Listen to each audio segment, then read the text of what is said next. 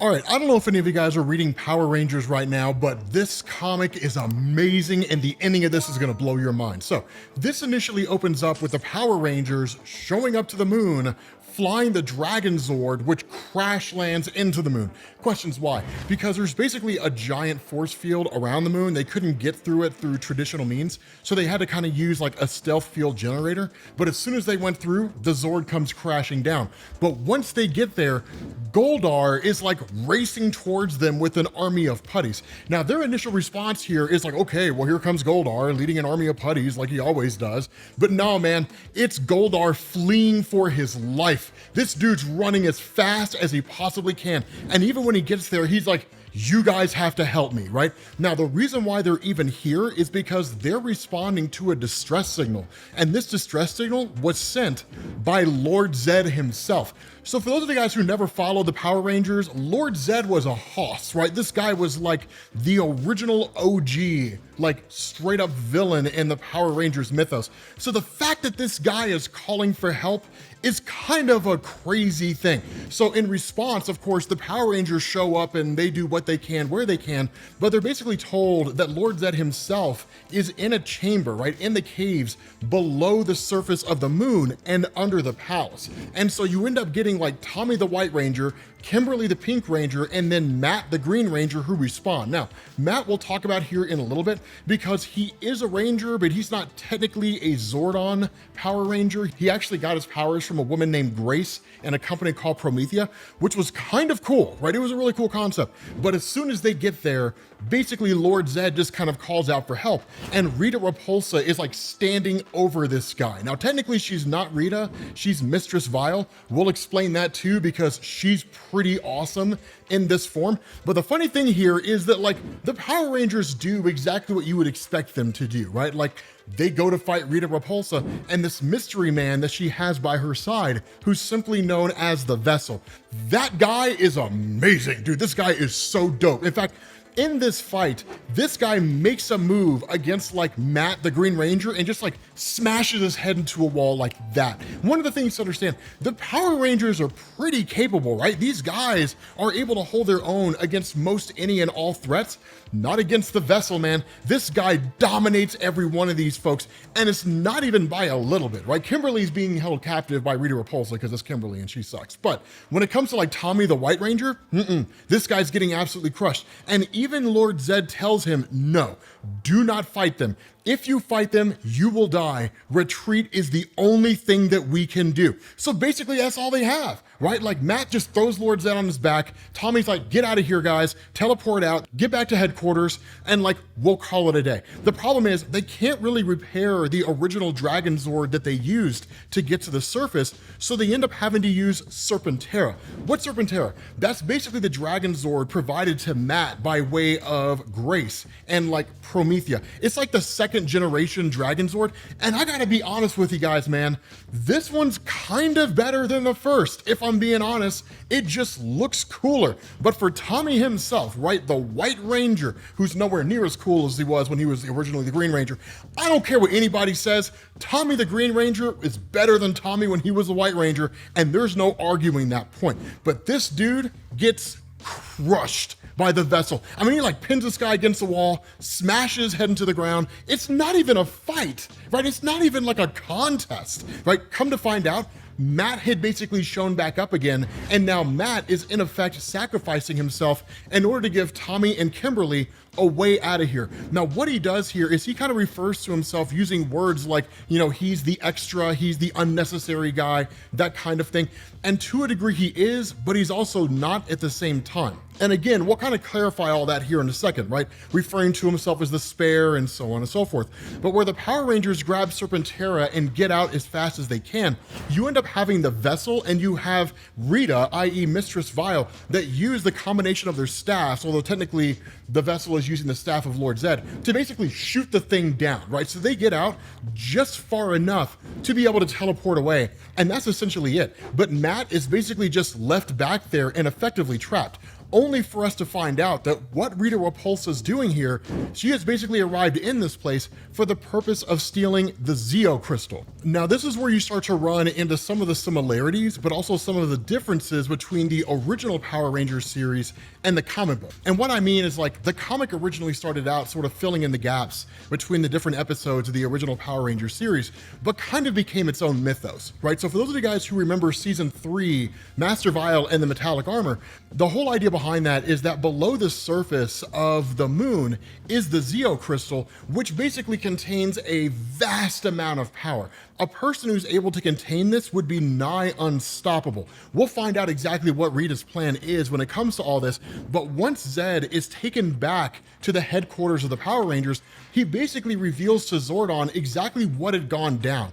And seemingly just like out of nowhere, Rita just like showed up with the vessel and this army of putties that were basically indestructible and just took the place over, right? Just like that, launched like this crazy attack against everybody. And even against the power of the vessel, Lord Zedd was basically nothing, right? There was nothing he could do against this guy. And that's why he told the Power Rangers, you have to get out of here, because if you don't, you're all gonna die. But getting the Zeo crystal is no small thing, because then they start to realize exactly how powerful that she's become, as well as what it is that she's capable of, and presumably what it is that she's gonna be doing.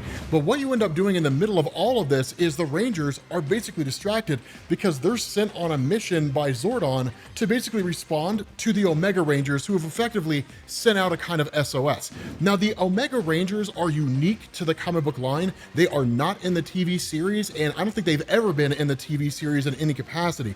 Suffice it to say, they're pretty powerful. A lot of the traditional Power Rangers that you're aware of, Jason, Zach, Trini, they went on to become Omega Rangers. That's how the comics sort of split the difference between like the OG Power Rangers and like the newer version of the Power Rangers like Rocky and Aisha and different characters like that. Alpha 1 is basically just a robot, right, that Rita Repulsa has, the earliest iteration of Alpha 5, right, the robot that kind of helps out Zordon and so forth, that was basically corrupted. And the way this is explained is that Rita, in talking to Matt, who she's currently torturing and tormenting and so on, she talks about how for her, being the daughter of Mistress Vile, she never really had any respect for her father. And the reason for this is he was always on the hunt for basically the Zeo crystal, right? This artifact that could be used in order to create a vessel for the Dark Spectre.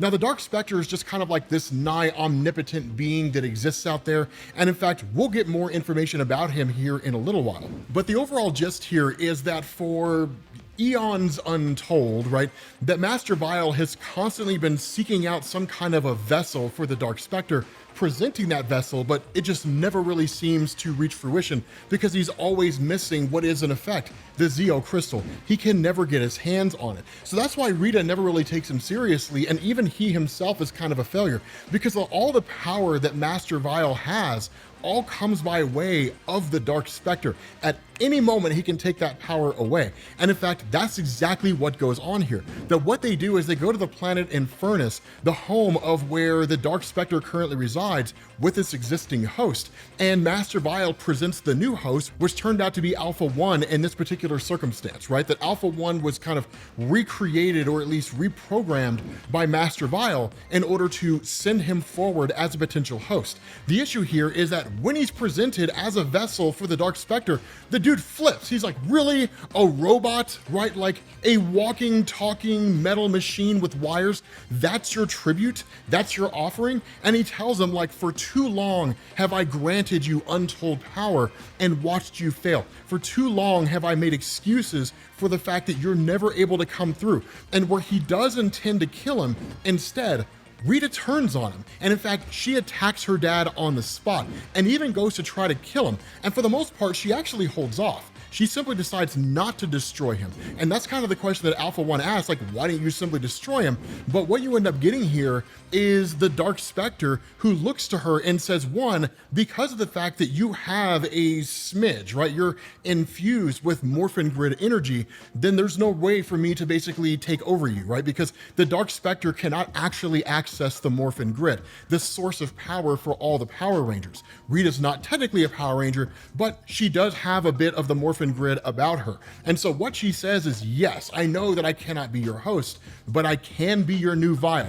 This is how it was that Rita achieved this immense level of power and immediately took out Lord Zedd and all of his forces, because from there, it was her on the hunt to find the Zeo crystal. Now, as for the vessel, this was just kind of found on a frozen world. There is more to this. If you know, please do not spoil in the comments section.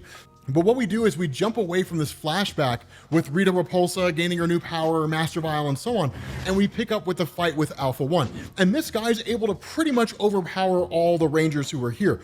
The only reason he's able to do this, though, is because of the level of power that was given to him by Rita by way of her Mistress Vial powers, right? The abilities and the enhancements that came along with that. If this was just like the normal Alpha 1, yeah, this guy would have just been beat to a pulp. They would have turned this guy into a toaster and they all would have been eating breakfast. Right? That's all it really would have been. But what ends up going on here is Trini of the Omega Rangers pops up. And what she says is that Alpha 1 had actually depowered and defeated pretty much all of the Omega Rangers except for her and another guy. So that's why the forces here are very limited. They are able to offer a conflict here, a measure of resistance, and they do cut the head off of Alpha 1 who turned himself into a giant machine, which is pretty cool, right? It's pretty awesome to see him walk around with his head cut off. But then you get a bit of information from Trini, at least what little information she's able to provide directly to Kimberly. And all she really says here is that this planet used to have what was called a Master Forge. We'll actually learn that's something referred to as an arc, which really has a significant role in all of this and really kind of pieces together what it is that Rita's doing. But presumably that's why Alpha 1 was here. But again, everything popped off with the Omega Rangers and the Power Rangers before they could even really get a definitive answer. And even when Alpha 1, his head is just talking to them and kind of taunting them with like, I'll eventually reconstruct myself, I cannot be killed, I'm basically immortal. He doesn't really give them a whole lot of information, right? He just says like, I am in the service of Rita and I will help her achieve her goal of allowing the Dark Spectre to enter the universe and conquer everything, right? So just traditional villain stuff. But what they are able to do is attain what's called a Morphin Grid Navigator. What is this? Okay, so this is explained to us within the confines of this story. And what we're told here is that eons ago, the Morphin Masters, basically the ones who created the Morphin Grid and are responsible for just the nature of the power source that Power Rangers tap into to attain their abilities, that they built master arches on several planets rich in connection to the Morphin Grid. The best way to think about the Morphin Grid within the Power Rangers mythos is think of it like the Force from Star Wars. It kind of permeates everything, but it's almost similar to like the Speed Force in DC Comics, where it is like an actual realm / dimension that exists out there. So again, it's a pretty cool concept, but they're told that an evil entity known as Dark Spectre was determined to access the main world, right, the real world, through these portals and sent numerous invasions to these various planets. The results were catastrophic. And so faced with the fact that Dark Spectre could potentially enter in from his dimension to the real world and bring seemingly untold death and destruction along with it, the Morphin Masters did the only thing they could. They basically destroyed these arches so that there was no conceivable way for the Dark Spectre to enter into the real world. Hence the necessity of a vessel, that if a person can serve as what is in effect a physical host for the essence of Dark Spectre, he can enter into the main world itself and effectively reactivate these portals and then do his own thing. Such as it is, that's the goal of Rita in his stead. The goal of Rita is to find these arches, activate them, and then give this guy a literal doorway that he could use to enter into this place. Now, as far as the Navigator is concerned, it's one of the coolest things, because what we're told here is that with navigators themselves, you can effectively use them to enter into the Morphin Grid. And when you do, they're really just kind of like a beacon or like a compass. You can travel anywhere in time and space, the past, the present, the future, all throughout the entirety of the dimension. The other part of this is that seemingly the Morphin Grid has access to any and other alternate realities that exists out there. We're not told that directly, but that seems to be the case. But regardless of how you slice it, by way of Rita Repulsa having this navigator and then being able to enter the Morphin Grid due to the fact that she is partially infused with Morphin energy, yes, it could allow Dark Spectre to enter into the real world, but it would allow her to enter into the Morphin Grid and then travel at any point through the past and the present. Imagine if Rita could could go back and simply just stop the Power Rangers from ever being created in the first place. Now, what you end up getting following this is you have a meeting that takes place between Lord Zedd and a woman named Grace. Now, this is where we kind of start to talk about the character of Matt, because within the Power Rangers mythos, Grace is a woman that leads an organization called Promethea. They're like a multi-billion-dollar company that's out there. What's also ironic is she was at one point a Red Ranger. But the thing about this is that Promethea, while it is its own organization, it works alongside the Power Rangers, and it actually has access to things like the Morphin grid and so on and so forth.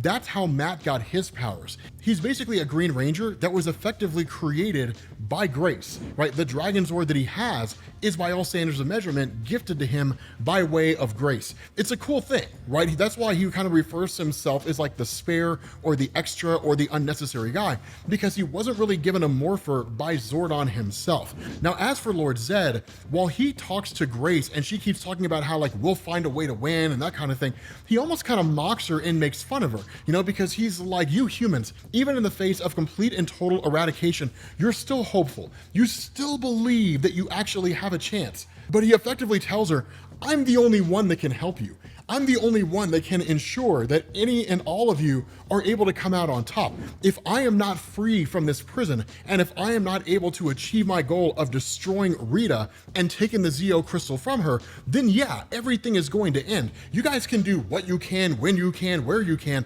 but nothing's going to come out of that. And so what you end up doing here, and this is like the most epic part of this whole story, you guys are gonna lose your minds. What you end up doing here is you pick up with Zedd while he's in his prison. And there's this guy that walks by and kind of like taunts him and makes fun of him, right? Talks trash to him a little bit. And Zedd is just kind of like, you really think that this archaic force field could truly hold me? Has it ever occurred to you that I'm here because I choose to be, not because I have to be? And this guy doesn't necessarily even really seem to understand what it is that Zedd's saying, right? He says like, I think you're talking real big for a guy without his magic staff. It'll still hurt trying to get through this quote unquote archaic force field. And his response is, you think I fear pain? I have been flayed alive, human. I have experienced pain more severe than anything you could ever comprehend. Sticking my hand through a force field and the shock that comes with it, that's nothing, right? So he like overpowers this guy and just walks right through the force field, right? Now, here's the crazy thing. At that point, alarm bells go off everywhere, right? Like everybody's freaking out, everybody's panicking, Lord Zedd's escaped, right? They're like literally Grace is just like, oh my God, that's Lord Zedd's sector. When they get there, she says, what are you holding? And he says, a present, originally left as a special surprise for the Rangers, but refashioned for a different purpose. I believe there is a special term that's used when one of these is activated. Let me think. Oh, that's right, I remember now. It's Morphin time. That's right, ladies and gentlemen. Lord Zedd has just become a Power Ranger. With that being said, guys, we're gonna bring this to an end. Thank you all for watching, and I will catch you all later. Peace.